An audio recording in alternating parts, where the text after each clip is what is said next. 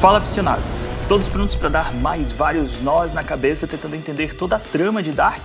A exemplo de outras grandes séries como Game of Thrones, criar e conferir teorias sobre a história dos personagens fez parte da diversão de acompanhar a produção alemã nos últimos 3 anos. E a terceira temporada e última vem aí, então se liga nessas teorias. Hannah será a Mulher do Lago. Vamos começar com uma teoria que faz muito sentido. Depois que a Hannah viaja para o ano de 1954 e decide deixar o Ulrich sozinho na prisão, a mãe de Jonas decide recomeçar a sua vida nesse período. Mas aí fica a pergunta, o que aconteceu com ela?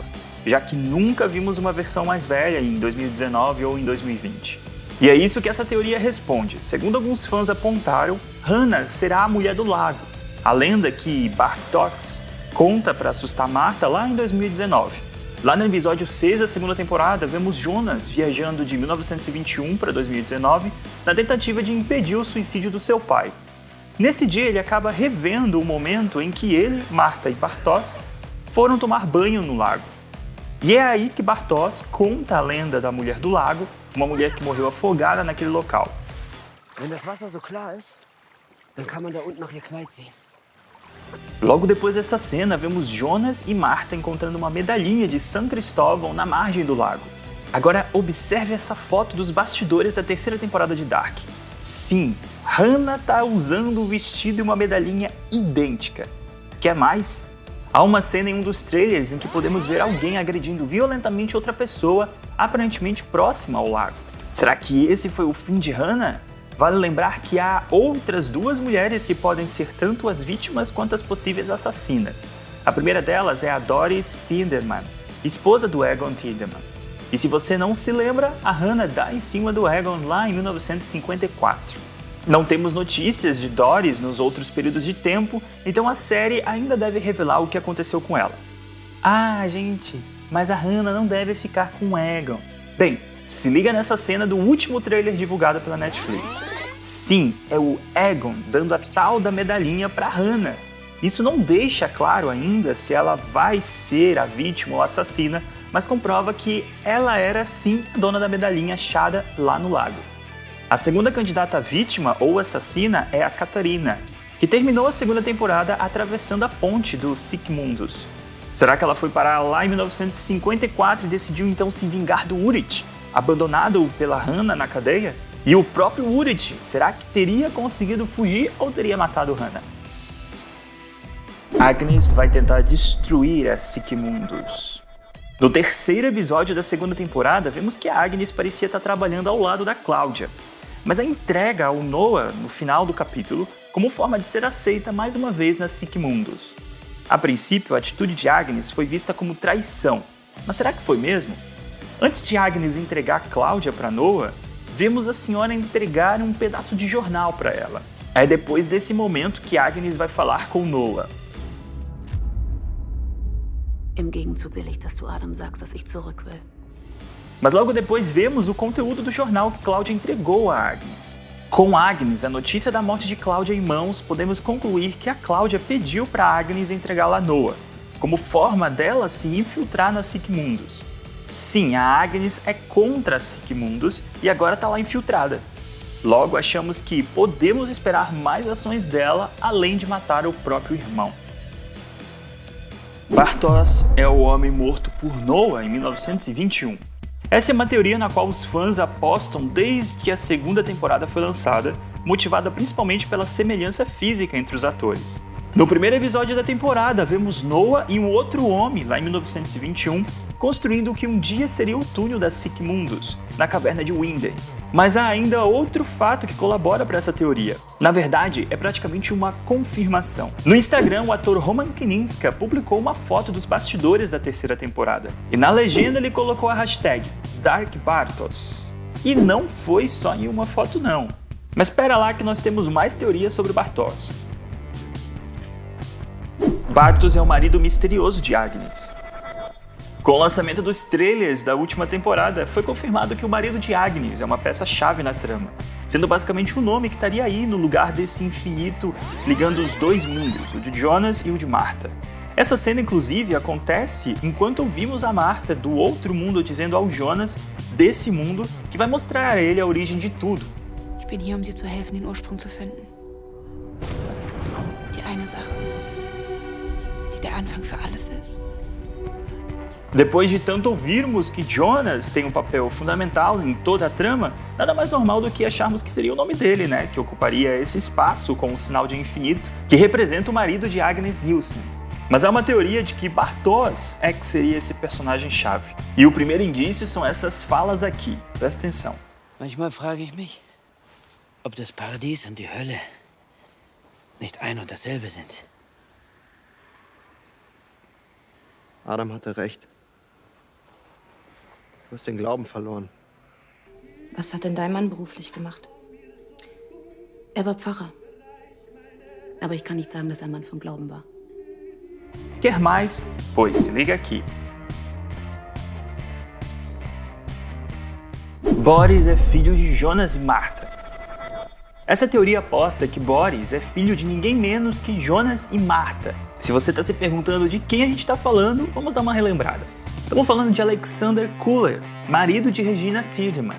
Lá na primeira temporada descobrimos que esse não é o seu verdadeiro nome. Na primeira cena do personagem, o vemos chegando a Winden, em 1986, encapuzado e todo machucado, fugindo de alguma coisa. A gente vê o cara novamente ajudando Regina, quando Urit e Katarina fazem bullying com a menina. Mas o negócio começa a ficar ainda mais cheio de treta quando a gente vê o garoto na floresta trocando seu passaporte pelo documento de Alexander Kuller. O que descobrimos então? Seu verdadeiro nome é Boris Newald. Pula para a temporada e vemos Alexander em 2019, olhando apreensivo uma notícia de um assassinato não resolvido há 33 anos. No episódio seguinte, descobrimos que o investigador Clausen estava no pé do Alexander por o verdadeiro Alexander Kuller, desaparecido em 1986, era seu irmão. Mein Bruder ist auch spurlos verschwunden. Und er hieß auch Alexander. Alexander Köhler. Genau wie Sie. Descobrimos que Clausen recebeu uma dica sobre Alexander no meio de uma carta. O remetente dessa carta segue sem ser revelado e é um dos mistérios pelos quais esperamos para a terceira temporada. Mas já há teorias sobre quem seria Boris Newand. Ele seria filho de Jonas e da Martha do outro mundo. O principal indício dessa teoria é o sobrenome de Boris, Newand. A galera tá achando que esse sobrenome seria a junção dos nomes de Jonas e Martha, que é Cowand e Nielsen. A teoria aposta que Alexander não conheceu Regina à toa, mas sim já com o objetivo de conseguir um emprego lá na usina para futuramente tentar impedir o apocalipse. As suas supostas práticas ilegais seriam inclusive para isso, para tentar impedir a explosão da usina. Adam, na verdade, é Mikkel. Essa é outra teoria bem popular. Lá no episódio 4 da segunda temporada, descobrimos a suposta real identidade de Adam. Ele é Jonas. Das kann nicht sein. Ich bin du. O problema é que os fãs estão achando difícil de engolir essa informação, principalmente porque há outro personagem que parece ser um forte candidato a ser o Adam, o Mikkel. Vamos aos indícios. Adam tem o rosto completamente deformado. Por causa disso, a única prova de que o cara tem de que ele é o Jonas é a marca de enforcamento em seu pescoço. Mas qual outro personagem da série passou por um enforcamento? O Michael Coward, mais conhecido por Mikkel. Outro fato que parecia fortalecer a ideia de que o Adam, né, Jonas, é o amor que ele sente por Martha. Bem, Mikkel é irmão dela, né? Também seria fácil de justificar que o Adam é um Mikkel bem chateado com a morte da sua irmã. Mas há mais alguns indícios do estilo dicas suaves que Dark te dá. Uma delas é a tinta preta que muito lembra a matéria negra, partícula de Deus, que aparece nas mãos de Michael, que costumava pintar. Ainda precisamos relembrar que o Mikkel sempre foi fã de Houdini, e cujas roupas lembram bastante do figurino que o Adam veste. Além disso, se o Mikkel tivesse se mantido hábil com as mágicas até adulto, não poderia ter forjado a própria morte? Quer mais? Então se liga aqui nessas duas falas. Mikkel. Michael, unser Vater, ist nur ein kleiner Teil eines Knotens, der unendlich viel größer und verworrener ist. Und vielleicht ist deine Rolle in all dem viel größer, als du denkst. Was vielleicht bin ich nur ein kleiner Teil eines riesigen Geschwürs, das viel größer ist, als wir uns alle vorstellen können. Sim, é tudo bem sinistro. Mas a última teoria de que vamos falar nesse vídeo também é de explodir a nossa cabeça e ela aposta que Adam é sim o Jonas mais velho. Se liga. A profecia fala sobre a união dos dois mundos em um, e Jonas e Marta representam Adão e Eva. Ok, a teoria é a seguinte: a profecia fala da destruição de parte dos dois mundos para que eles se unirem em um só, e não na destruição de um deles para que apenas o outro possa existir. Ah, e o Jonas é sim o Adam, porque a Marta vai ser a Eve, ou seja, Adão e Eva. Mache ich dir Angst? Ich will dir keine Angst machen. Mas vamos por partes. De que profecia estamos falando? Dessa aqui, ó. Lá no final do episódio, vemos um jovem Noah perguntando a um Noah já adulto como a profecia começou. Ele faz essa pergunta enquanto olha para um quadro e de um lado do quadro, um homem aparece soprando ou empurrando o seu mundo. E do outro, uma mulher faz o mesmo, até que os mundos se unam em um só.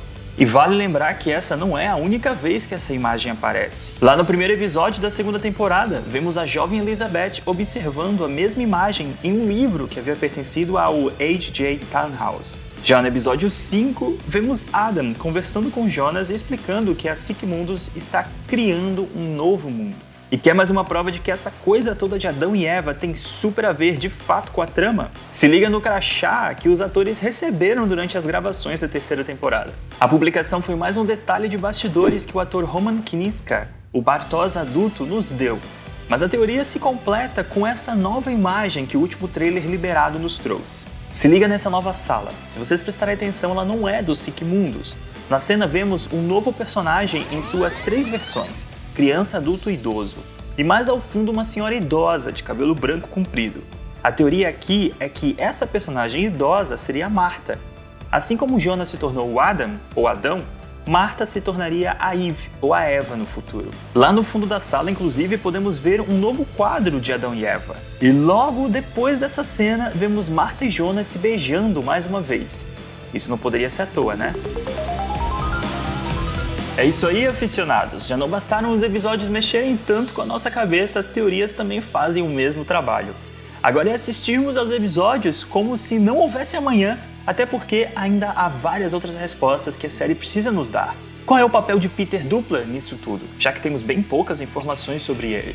Quais eram as intenções de Cláudia? O que estava escrito naquelas últimas páginas que fez Noah se voltar contra Adam? Onde está a Catarina? O que é que está escrito na carta de Marta que o Noah jovem entregou ao Jonas adulto? E quem é esse personagem novo que vemos no trailer com as suas versões jovem, adulto e idoso no mesmo local? Conta aí pra gente nos comentários como é que tá a expectativa para essa nova temporada.